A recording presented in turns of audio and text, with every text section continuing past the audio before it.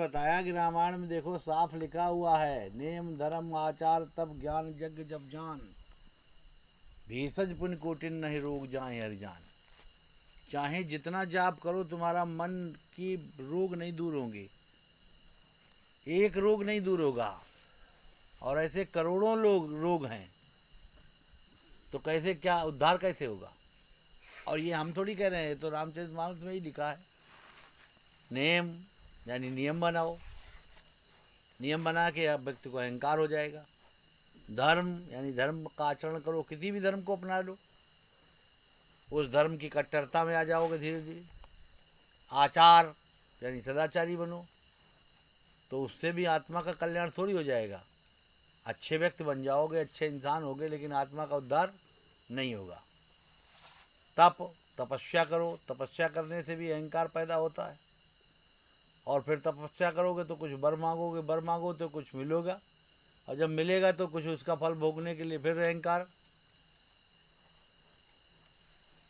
और यज्ञ, यज्ञ करने से भी फल मिलेगा उसका, और उस फल में कहीं पर आत्मा की मुक्ति नहीं है। और जप और दान, और दान में भी बताया गया तमाम बार, और जप में भी। जिन्होंने जाप किया ब्रह्मदेवाय नमः नमः शिवाय, तो उन्होंने भी वर मांगा। और दान भी दिया, तो दान देने के बाद कहा जो कुछ दान में देते हो उसका कई गुना तुम्हें मिलता है। और जब कोई चीज़ तुम्हें मिलेगी कई गुना, तो तुम मुक्त कहाँ से होगे सतपाल? हैं? 1 कुंटल गेहूँ दिया, 50 कुंटल तुम्हें मिल गए, तो अब 50 कुंटल को संभालोगे कि मुक्त हो जाओगे? क्यों भाई राम सुभाग बोलो। जब तुम्हें 1 रुपया कोई दोगे और तुम्हें 100 रुपये मिलेंगे, तो आप पहले 1 रुपया संभाल रहे, तब 100 संभालो। तो इसलिए इन सभी से मुक्त नहीं। मुक्ति का मतलब है कि हम सभी चीज़ों से निवृत्त हो जाएं, निवृत्त हो जाएं, निष्काम हो जाएं। हर चीज़ किसी का सकाम तरीके से नहीं हो, और मन में सकामता खत्म नहीं होती है। चाहे कोई जाप करो, सकामता नहीं खत्म होगी। चाहे कोई जाप करो, कितने भी जाप कर लो, कितने भी मंत्र जप लो। तब वहाँ एक पंजाबी बाबा जो रहते हैं उसमें वाल्मीकि भवन में, वो मैनेजर है, उसके पीएचडी किए हुए हैं संस्कृत से, वेदों से ही। तब वो फिर मिलने आए, बोले तो फिर कैसे उद्धार होगा? तब हमने बताया कि सुरति को समाधिष्ट करोगे, अपनी आत्मा को, आत्मा के तार को नाम से जोड़ोगे। नाम की बात कही गई है। पूरे रामचरितमानस का सार क्या लिखा है? राम ब्रह्म ते नाम बड़ वरदायक वरदान, और रामचरित सतकोटि महले महेश जी जान। शंकर जी ने योग किया है, योगाभ्यास किया है, योग से उनकी स्थिति ये पहुंची। और योग अंतर्मुख होता है, घट में होता है, घटित होता है। तो उस योग को जब तक नहीं जानोगे तब तक कुछ नहीं होगा। अब राम तो चोर भी कहता है।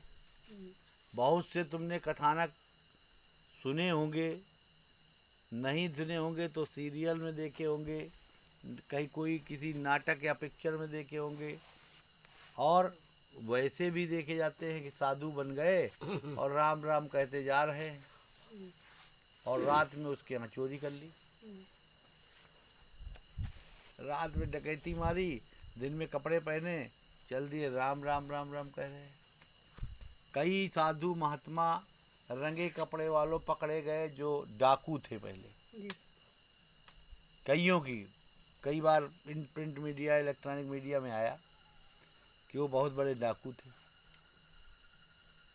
तो राम कहने मात्र से कोई भी पाप ही नहीं कोई नष्ट होगा, नाम से जुड़ने से होगा। इसलिए बार बार कहा है, राम नाम मणिदीप धरु जी हरि द्वार, तुलसी भीतर बाहर हो जो चाह सुजियार।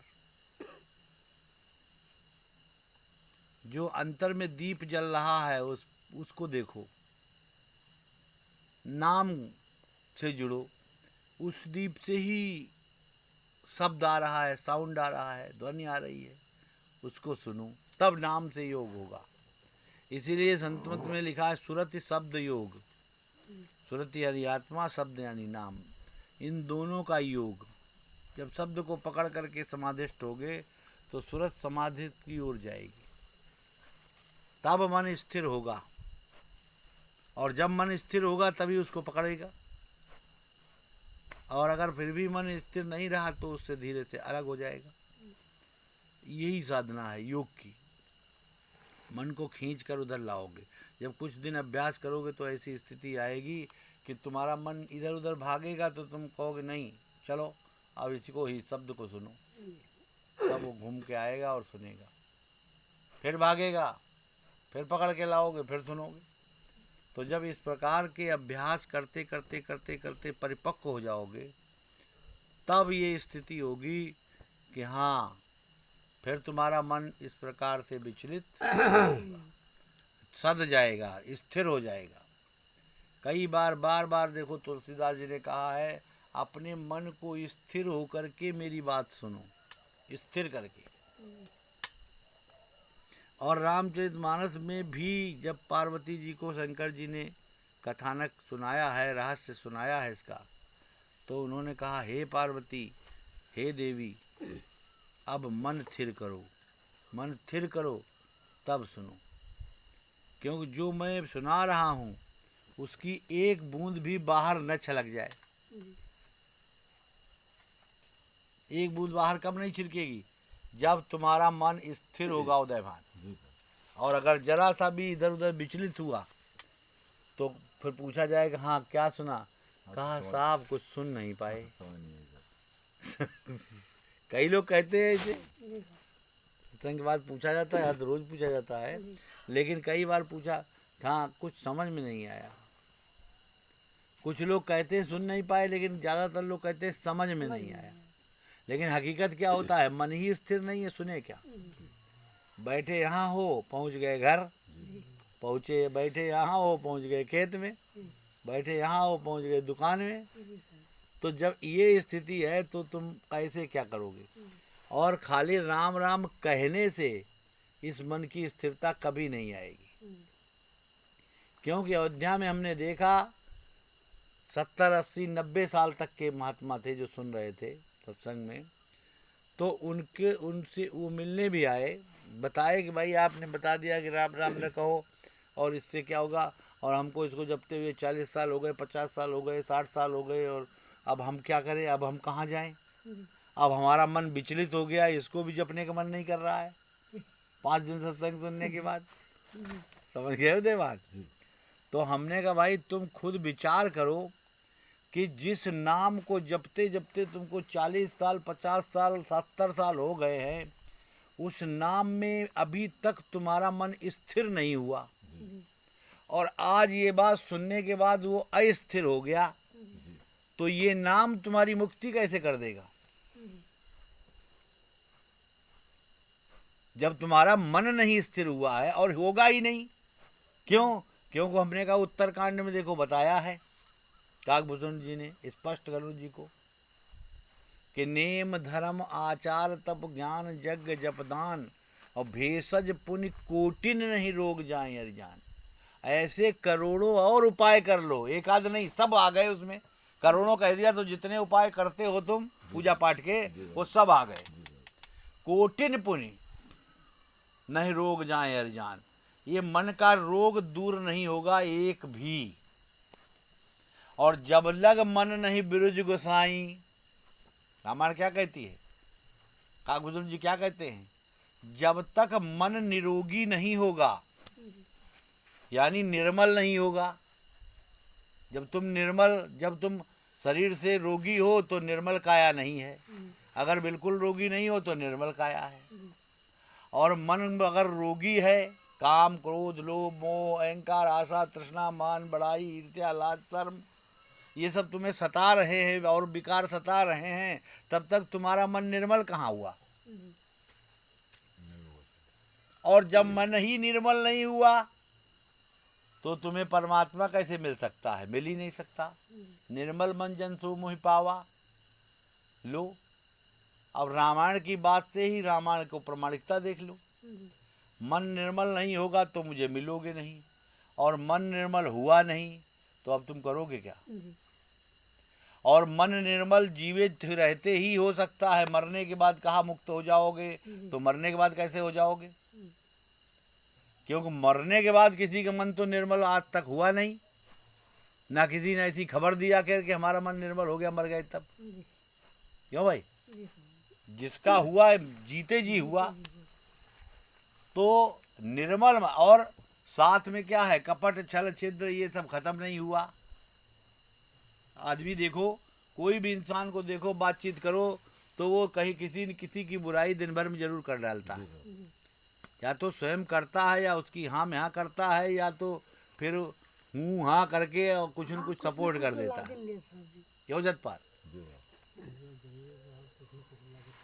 कोई ऐसा दिन नहीं होता है जिसमें वो कुछ ना करे। राम सुभग, तुम भी तो देखते होगे, जाते हो फील्ड में रहते हो, हैं? हाँ, अपने को ही देखना है, अपने प्रमाण सबसे सही है। तो जब हमारे मन में एक पॉइंट सुधार नहीं हो रहा है, इसका मतलब है कि कहीं न कहीं हमारा मन स्थिर नहीं है, स्थिर नहीं है।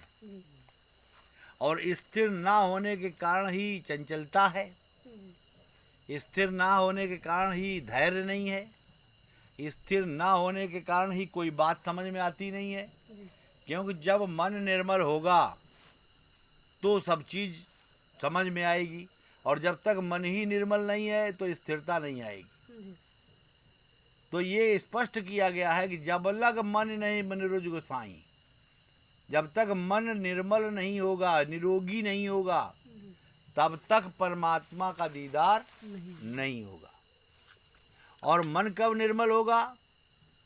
जब आप किसी की निंदा ना करें, किसी की निंदा ना सुने, किसी से ईर्ष्या ना करें, किसी से वैमनस्य ना रखें, कोई दोस्त नहीं है, कोई दुश्मन नहीं है, किसी से मोह नहीं है। तो ये स्पष्ट, एक बात तो स्पष्ट हो जाती है कि नेम धर्म आचार तप ज्ञान यज्ञ जप दान और ऐसी तमाम युक्तियों से मुक्ति नहीं होती है, मन निर्मल नहीं होता है, मन का एक भी रोग दूर नहीं होता है। और मन होगा तब गरुड़ जी ने पूछते हैं काकभूषण जी से, फिर कैसे होगा? जितनी युक्तियां तो हम जानते हैं उतनी तो तुम बता दी कि इससे मन निर्मल नहीं होगा। तब उन्होंने क्या बताया कि राम कृपा नासहि सब रोगा, जो यही भांति मिले संजोगा। वो मालिक यदि संयोग बना दे, क्या संयोग बना दे?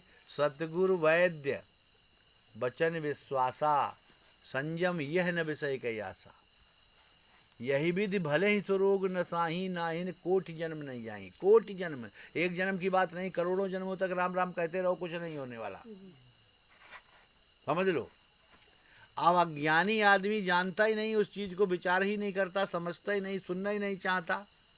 और जो व्यक्ति सुनना नहीं चाहता वो कुछ समझ ही नहीं सकता।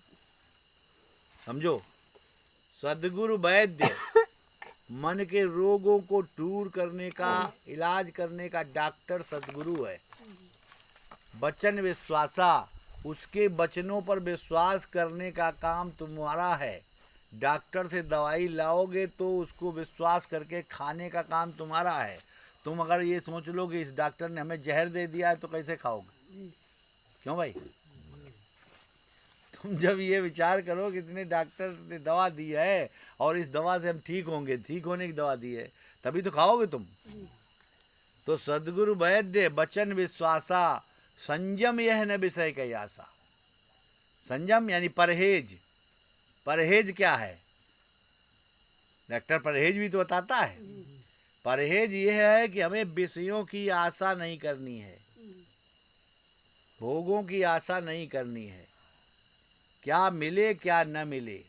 कर्मणिमाधिकारस्ते मां फलेषु कदाचन, फल पर तुम्हारा अधिकार है ही नहीं। और तुम करते क्या हो? फल पर ही अधिकार जताते हो और कर्म में ढीले पड़ जाते हो।